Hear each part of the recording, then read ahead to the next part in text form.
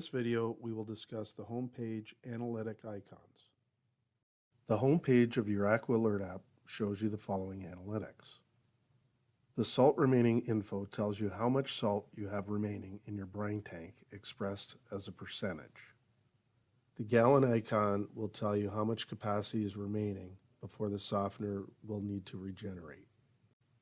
The current flow rate icon tells you how many gallons per minute is passing through your water softener at this time.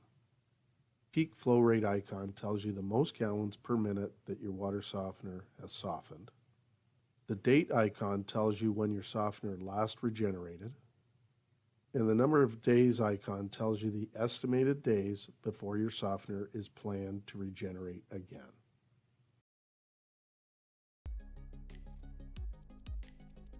Visit us at www.canaturewg.com or call us toll-free at 1-877-288-9888.